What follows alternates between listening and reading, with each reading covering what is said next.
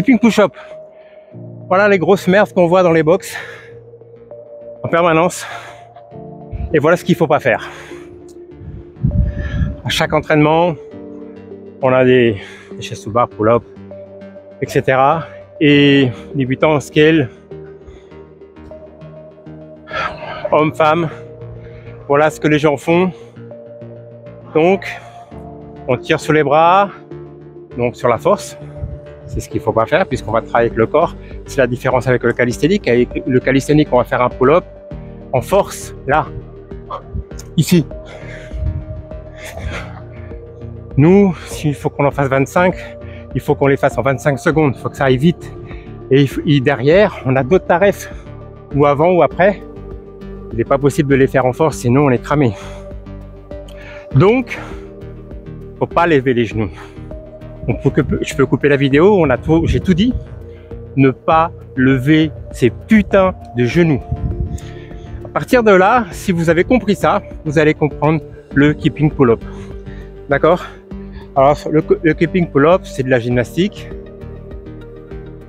C'est de la technique qui va se réaliser au fur et à mesure. Comme le bar muscle up, on va le construire sur 2-3 mois. Et après, il faudra créer du volume, l'améliorer un petit peu, centraliser les jambes, donner un petit coup de bassin. Ça va s'améliorer au fur et à mesure. Mais le keeping push-up, ça peut, en principe, on va le faire assez vite. Mais il faudra un petit peu quand même construire ce keeping push-up. Voilà. Et ce qu'il ne faudra pas faire, c'est ce que je viens de vous montrer. Voilà. Hein.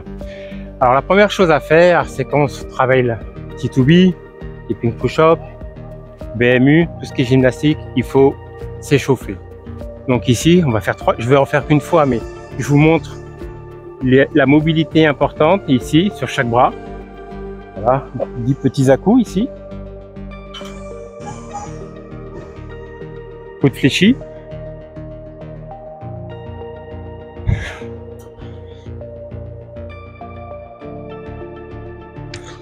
Bras tendu.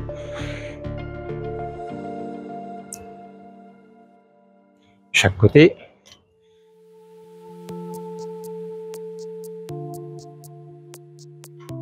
Et ici, là. Alors ça c'est important de le faire à chaque entraînement. Par exemple hier on avait du ski, enfin du renforcement en LPO, et on est passé dans le wood, ou avant-hier, et on avait des pull-ups. On n'a pas eu un échauffement adéquat. On était chaud, ça faisait plus d'une demi-heure qu'on s'est chauffé. On a eu de la mobilité juste au début. Dans tous les cours de CrossFit, on a de la mobilité. Mais de la mobilité spécifique, un échauffement spécifique à la barre, on ne l'a pas eu. C'est-à-dire qu'au milieu, une fois que vous allez rentrer dans le wood, ou si vous allez rentrer dans du skill, donc de la technique de barre, il faut s'échauffer spécifiquement. Alors avec le temps, tout ça, peut-être qu'on n'avait pas le temps, et puis il y avait 12 pull-ups dans le wood, donc c'est vrai que des fois, bon ben, voilà. Mais le temps que les gens aillent mettre leurs gants, leurs machins, leurs trucs, toi, tout de suite, moi je suis venu à la barre, j'ai fait 2 petites séries de 10 de tout, et j'étais prêt. Plus le poids de votre corps est lourd, plus on peut se faire un petit peu mal aux articulations. Le LPO, on prend une barre à vide au début. Mais 40, 60, 80, 100, au fur et à mesure, on va monter en charge. Mais là, il n'y a pas. Le poids, c'est direct, le poids. Donc, c'est pour ça qu'il faut bien s'échauffer. Si mon foie, il fait 88, c'est 88 dans les bras, tout de suite. Donc, ça fait mal. Activation des omoplates. T2B, donc pied à la barre, keeping pull-up, etc. Activation des omoplates, tout le temps. 3 séries de 10, là. Ici, et on monte comme ça, regardez, hop, pied tendu, voilà, 3 petites séries de 10, d'accord? Deuxième travail à faire, alors ça c'est que nous sommes, je dirais, des gens qui connaissent bien, qui maîtrisent bien les archiches, des gens qui maîtrisent bien la gymnastique. Il faut le faire tout le temps, hein. Dès qu'on s'échauffe, on le fait. C'est pas seulement parce qu'on est débutant, d'accord? Keeping, là on va rentrer dans une phase un petit peu plus technique où on va se servir donc keeping pull-up. Le pull-up, je vous l'ai montré, les tricks. Le keeping, le balancement, qui va permettre donc d'aller chercher la barre. Donc on se contente simplement du keeping. Là, regardez. Balancement.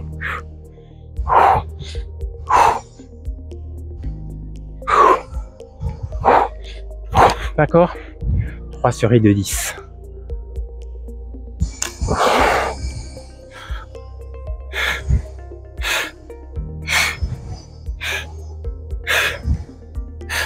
Et voilà.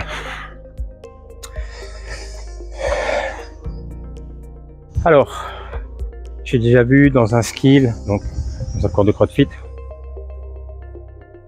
des gens qui apprenaient à faire le keeping pull-up, des gens qui, enfin c'était des femmes, je me rappelle, il y a 3-4 ans. Et ce sont des gens qui passent beaucoup de temps dans les salles de sport, en fitness, ils sont là tous les matins, tout ça, donc ils ont un très bon niveau physique, conditionnement, LPO, squat, super jambes, tout ça, le Brésilien des autres, travailler les jambes. Et keeping push-up, c'était un désastre. D'ailleurs, tous les débutants, c'est la faille, la gymnastique. Hein. Il faut en faire plus. Après, le haut niveau, c'est vrai que ça joue moins la gymnastique après. Ça va jouer dans la résistance, le LPO, l'haltérophilie, mais le temps d'être formé, ben, il y a beaucoup de failles dans la gymnastique. Alors, cette dame, ce qu'elle faisait, c'est qu'elle, en brésilien on dit golodé, elle collait la barre. On peut pas faire un keeping push-up si on s'accroche là-haut. Là, keeping, et à s'accrocher. Bon, je lui ai dit, il faut que tu gardes le keeping. On s'en fout que tu montes en haut. On a voilà ma taille, un quart, un demi, 100%. Je lui ai dit, vise 50% de la barre. Tu es là, tu vises la barre, ici, dans le vide. Mais il n'y a rien à faire, n'écoutez pas. Donc, la première chose, c'est d'écouter. Si on n'écoute pas, donc c'est une technique simple à mettre en place. Hein, c'est la technique qui est beaucoup plus simple que le BMU, parce que le BMU, barre muscle up, monter au-dessus, il faudra un petit peu de temps. Donc, ce qu'il faut, c'est viser une barre en imaginant que vous allez, et en plus, c'est une ligne imaginaire qui est bien pour s'échauffer hein, au début quand on est froid, en fonction de la température, etc. Bon, là, moi, je pourrais monter immédiatement parce que je suis déjà un petit peu chaud. Je me suis échauffé un petit peu avant de faire la vidéo. Mais c'est vrai qu'il fait 23, bon, ça va, 23, 25. Alors, je vais faire des deux côtés. Voilà. Donc, keeping, pull-up, keeping, pull-up. Je vise ici. Pour l'instant, je ne cherche pas à monter en haut. Je cherche à garder mon keeping. Là. Là. Là. Là. D'accord. Ça, c'est le premier exercice qu'il faut mettre en place. Voilà. Quand on brûle les étapes, eh ben on fait de la merde. Voilà. Et vous avez vu que mes jambes sont toujours en bas. Dès que vous allez décrocher les jambes, c'est fini. C'est game over. Ça sera plus jamais le keeping pull-up et ça sera de la merde. Donc les jambes, vous les attachez, vous mettez des chaînes, mais vous montez pas les genoux. Il faut surtout, je le répète, hein, mais c'est la base. Moi, quand je vois tout ce qui se passe dans les box là, j'ai envie de dire aux gens, mais putain, mais laisse tes genoux en bas. C'est la base, c'est la base. Allez, on y va. Là, alors, largeur des épaules, là.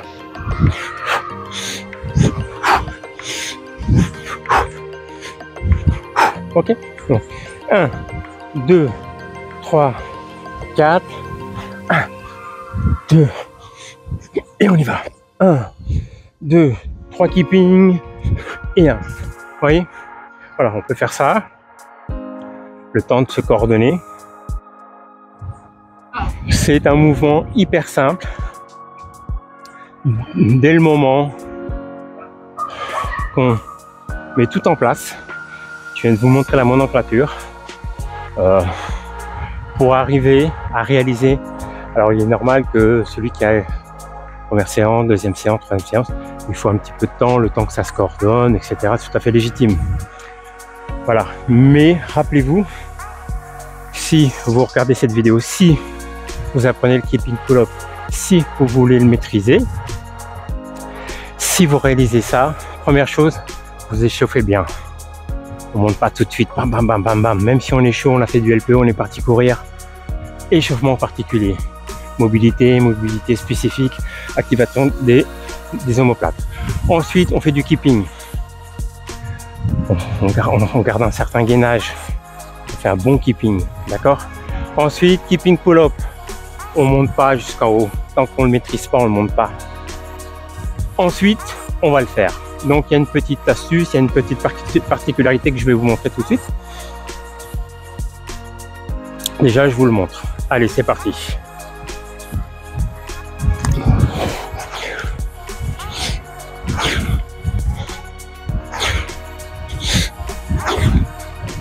Voilà. Alors, celui qui ne maîtrise pas le keeping pull-up, il monte bien, tac, tac, ok.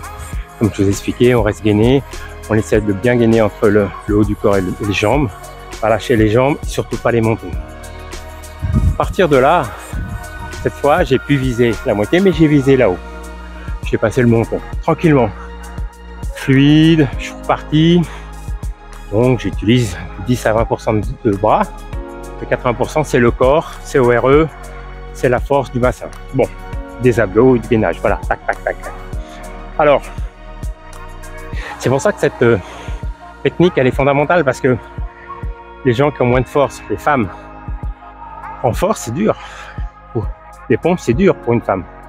Avec de la technique, 10, 20, bloum, bloum, bloum, bloum, bloum. Même si vous n'avez pas beaucoup de force. Donc, c'est une question de technique. J'ai plein de gens là qui montent. Ils sont comme ça, les gens, hein, mais ils ont de la technique. Voilà. La technique, il faudra laisser le temps pour évoluer. Hein, d'accord? Il faut des gants. J'ai oublié d'en parler au début.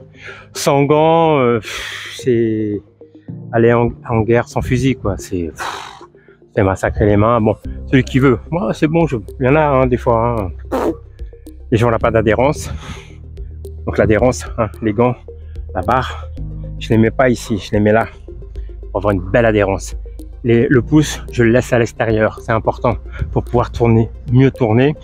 Et surtout au moment quand on fera après, quand vous ferez le BMU, il faut éviter d'avoir les pouces. Alors on a une sécurité, un grip un peu plus fort avec les pouces intérieurs, mais c'est bien de les laisser à l'extérieur parce que la main, elle va tourner quand on va rentrer dans la barre, quand on ira chercher la barre en haut. Et sinon, la main ne tournera pas, elle sera comme ça. Moi, c'est ce qui m'est arrivé à un moment. Donc, j'avais super mal ici. Le temps que je découvre que c'était un problème de positionnement des mains. Moi, je vous recommande de laisser les pouces à l'extérieur. Largeur des épaules. Quand on va faire le chest to bar, donc c'est le keeping pull-up, mais cette fois, on va chercher les pecs à la barre. On ouvre un petit peu plus. C'est-à-dire moins d'ouverture. On va chercher les pecs. C'est un petit peu plus facile, d'accord? Mais là, largeur des épaules. Donc, la particularité, là, pour terminer ce skill, cet éducatif de keeping pull-up, c'est qu'une fois que je suis monté en haut, c'est de pas grouder, justement. C'est de pas de rester. On est parti en haut et on repart. Alors, attention, si on repart complètement en bas, il y a des grandes chances que on va perdre le keeping. Au début, après, moi je me pose pas la question, je perds le keeping ou pas, c'est comme si je vais courir, marcher, quoi, c'est naturel. Mais le temps d'avoir cette 2 ans, 3 ans, 4 ans d'expérience, il faudra passer par là et au niveau neuronal, comprendre que une fois qu'on est en haut de la barre, il faut donner un petit coup par là. Pas par là. Par là-bas. Horizontal. J'ai passé le menton, je redonne un petit coup ici et je repars en keeping là et je remonte là. Sinon, si vous redescendez droit, ben, ça va être dur de remonter et vous allez compenser par je sais pas quoi. Voilà, d'accord? Donc là, je le monte ici. Alors, je suis en dessous de la barre. largeur des épaules. Je mets pas les pouces à l'intérieur. Ici le BMU, je vais monter au-dessus. C'est le seul mouvement bar muscle up où je vais me décaler pour avoir beaucoup d'élan. T2B, pied à la barre. Butterfly, keeping push-up, en dessous de la barre. Je la prends ici la barre, d'accord? Là.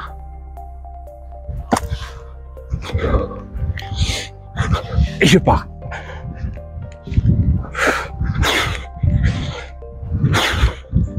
Bon, j'ai exagéré un petit peu exprès parce que j'ai pas besoin de autant forcer avec de la technique parce que c'est cette partie-là qui travaille beaucoup plus que les bras, d'accord? Mais vous avez vu le plus important, la connexion entre le haut et le bas, elle réalise et je monte facilement haut grâce à mes jambes tendues. C'est dur, on va vouloir monter les genoux. C'est le pire que vous mettez un chalumeau dans les bras. Il faut surtout ne pas monter ses genoux. Quand on fait un bar muscle up, on va kicker un petit peu. Moi, je monte les jambes tendues, mais on va kicker un peu les genoux. On peut le monter en bras. C'est autre chose, puisqu'on va monter au-dessus de la barre. Là, keeping, il faut rester les jambes tendues, c'est le plus important. Alors, un petit éducatif qu'il faut réaliser, on peut faire en renforçant à la fin de la séance. Alors, quand vous faites une séance comme ça, vous le faites une fois par semaine, une demi-heure, ça suffit. C'est pas la peine d'en faire trop, surtout au début, le temps que la coordination au niveau des champs neuronaux se mettent en place. Ça va progresser dans quelques jours. Des fois, on est là, on a un petit peu de problème de mise en place, de coordination, c'est normal. Il faut du temps, d'accord? Mais alors, on peut le faire surtout au début, voire à la fin. C'est un renforcement du roll hold, ici, là, là. Les bras derrière les oreilles, là. Et voilà, 3 fois 30 secondes. Là, c'est pareil, c'est pas seulement pour les débutants. Les gens qui le maîtrisent, les gens qui s'entraînent, les air chiches, les élites, on fait ça tout le temps. Hein, dès qu'on fait une petite séance, on va au sol et on travaille au sol. Il ne sera pas possible, surtout aux débutants, de passer avec de la proprioception, donc de passer ce genre d'exercice dans l'espace sans maîtriser le sol. Une fois que je maîtrise le sol, et ben c'est le même avec un petit peu d'espace. Là, roll hold avec un nez ici. Ouais, regardez. Ici, là.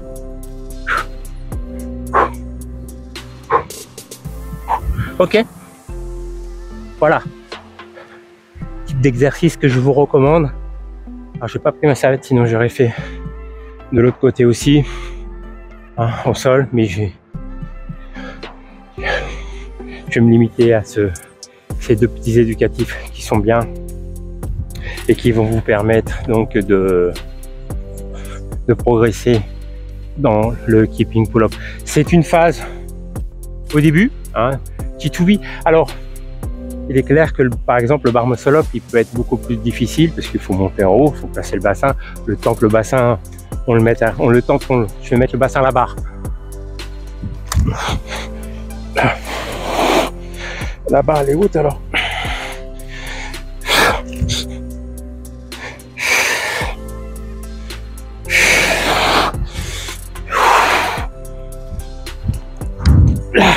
Le temps qu'on mette le bassin à la barre, ça prend du temps. C'est pas si simple. Faut faire des semaines, des jours, etc. Bon. Alors, le keeping push-up, il est beaucoup moins frustrant. On monte n'importe comment, on monte avec les genoux, on fait du keeping push-up, on fait de la merde, mais on le fait. T2B, on va monter les jambes, on va pas complètement monter les jambes. Hein, parfois on va être à ça de la barre, tout ça, donc c'est bon, on le fait.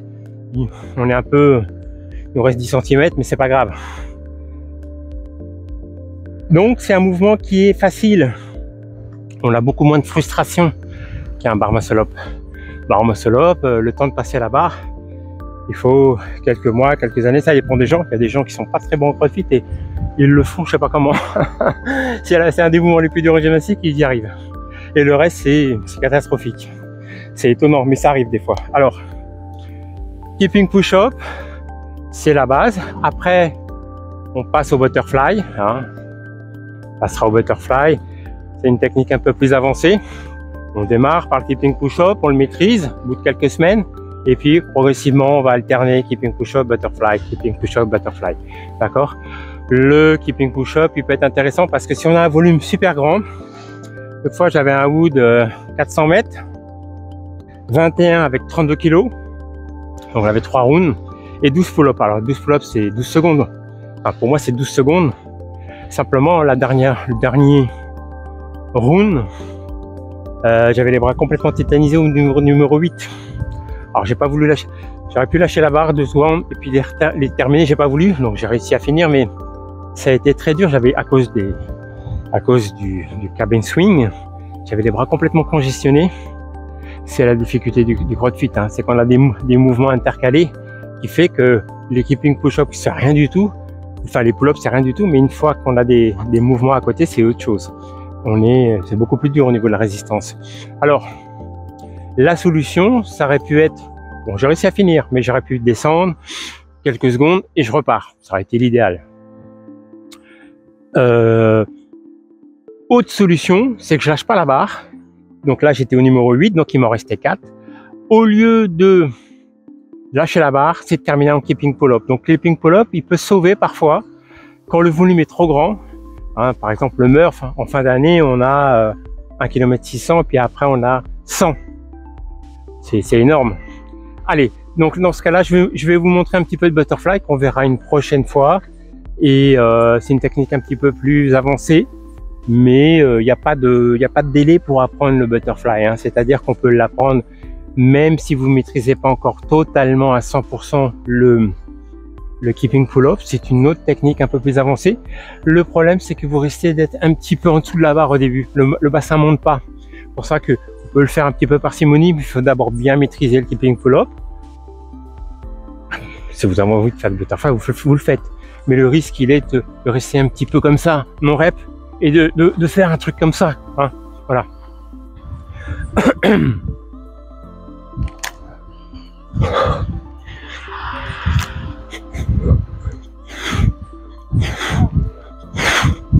Voilà, bon.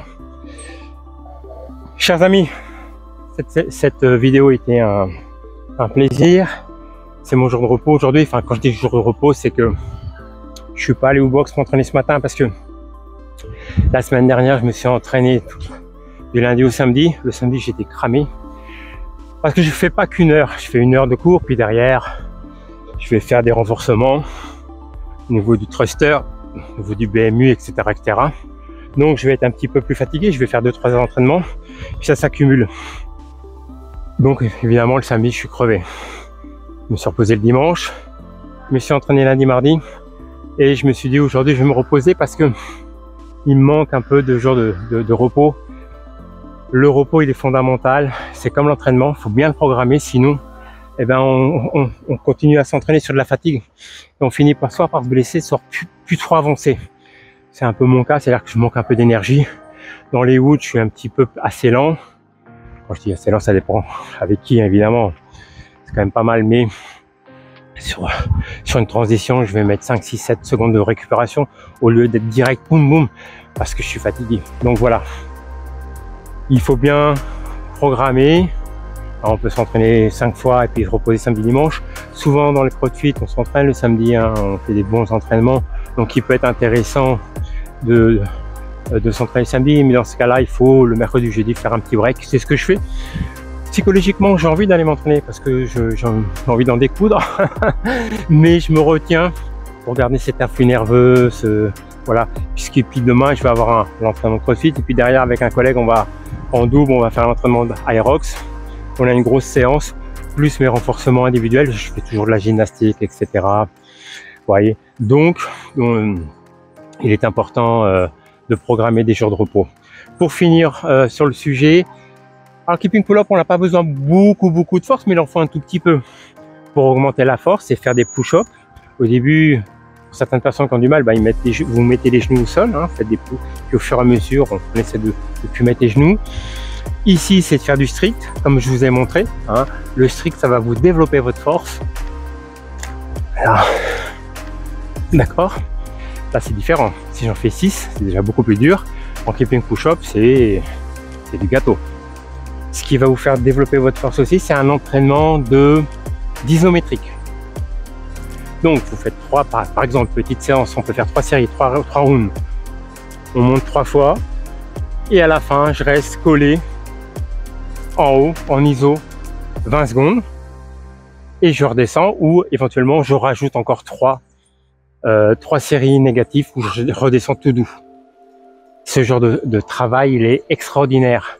C'est-à-dire que dans 2-3 séances, quand je vais aller faire des séances où il y aura du pull-up, etc., BMU, je vais être très fort. Ça va augmenter ma force naturelle. D'accord? Alors, je vous montre un petit peu.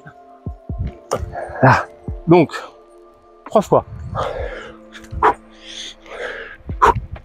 Et je reste en haut.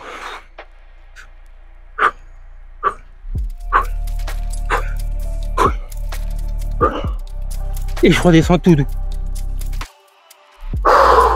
Et je remonte. Et je redescends tout doux.